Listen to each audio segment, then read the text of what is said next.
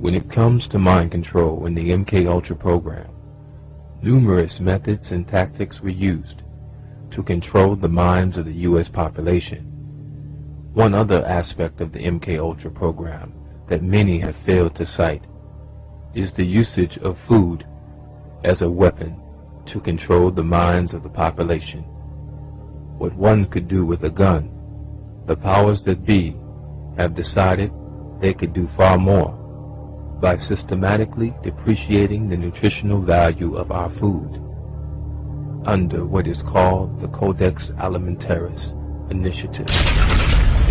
Use diseases today to manipulate and control people, but most of the information is at Stanford University and the Hoover Institute that shows how to use food to manipulate and control populations. And then they add these things called additives, which are behavior modifiers, which were released on the Nuremberg trial to the food to help addict people and addict them to certain types of behavior and limit their range of thinking.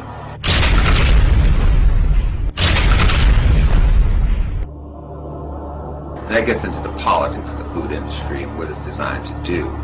And most of the time, black folks think that food is innocent. But when you're under oppression, nothing is innocent. Everything is a tool to keep you oppressed. For some reason, we think that the food is innocent, but it's not.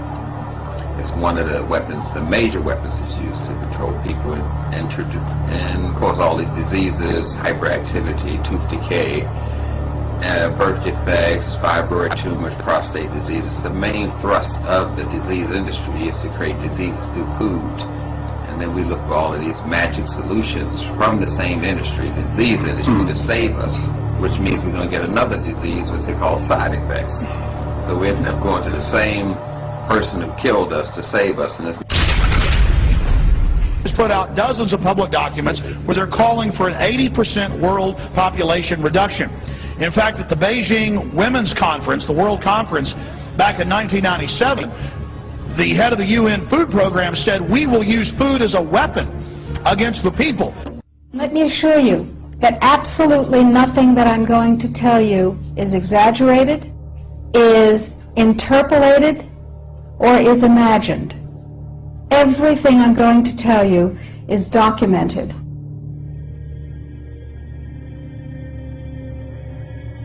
He who controls food controls the world. Well, they said in 1962, we're going to work toward total global implementation of Codex Alimentarius on December 31st, 2009. They were sort of guidelines. Now, Codex Alimentarius Commission is administered by the World Health Organization, WHO, and the FAO, the Food and Agriculture Organization. They fund Codex and they run it at the request of the UN. So they're mommy and daddy to Codex Alimentarius. In 1994, Codex, with no notice here in this country whatsoever, declared nutrients, put on your intellectual seatbelts, declared nutrients to be toxins. They're poisons. Under Codex, every dairy cow on the planet must be treated with Monsanto's recombinant bovine growth hormone. Furthermore, under Codex, every animal used for food on the planet must be treated with subclinical antibiotics and must be treated with exogenous growth hormones. If you do the numbers in the WHO FAO projections, the epidemiological projections, they estimate, not I, that just the vitamin and mineral guideline alone, when it goes into global implementation on December 31st, 2009, will result in a minimum of 3 billion, that's B, bad, big, billion deaths. 1 billion through simple starvation. Those folks who die are not particularly economically successful from the point of view of the corporations, but the next 2 billion They will die from the preventable diseases of undernutrition. Who will live? Probably those people who are wealthy enough and powerful enough to have their own pushers of clean food and nutrients. So we need your help, because the United States leadership is what's going to literally save the population. Not the planet.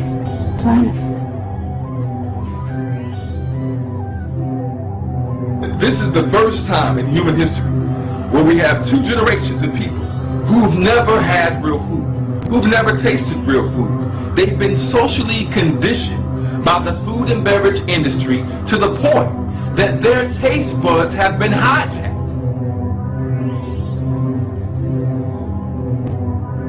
When their taste buds were hijacked, it occurred when they were children. Most Americans eat sugar, starch, and a fat-centered diet, which will produce death and disease every single time. It's like that one in St. Louis called Monsanto. Probably the most satanic corporation on earth. How you gonna make a genetic food, something that has to be made in a laboratory, and then give it to humans to eat? And then the seeds, there are no seeds. Seedless grapes, seedless watermelon, seedless oranges, seedless cucumbers. This is not from God, this is from man. It becomes a very serious obstacle to get around, because I have to treat a patient's taste buds before I treat the real disease.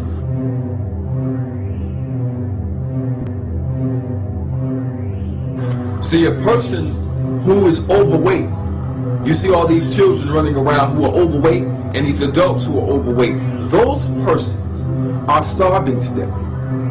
When a person's overweight, they're literally starving to death because the body is not getting the nutrients that it needs. So what it does, it tells that person, feed me more, put more in. So this person overindulges and overeats to pacify the urge of hunger, the urge of nutrient deficiency that is going on inside of their bodies. And what happens is the body will store that garbage that they're eating as fat, and that person becomes overweight. But the reality is, when you see an overweight person, you're looking at a person who's starving to death.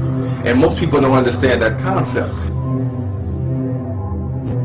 So we really have to get behind the idea of natural foods to get away from the Codex Alimentarius initiative and agenda. Because what it's going to do, if you think you're seeing a sick nation today, you project this out about 10 to 15 more years, you're going to really see people dying of preventable diseases because they're malnourished.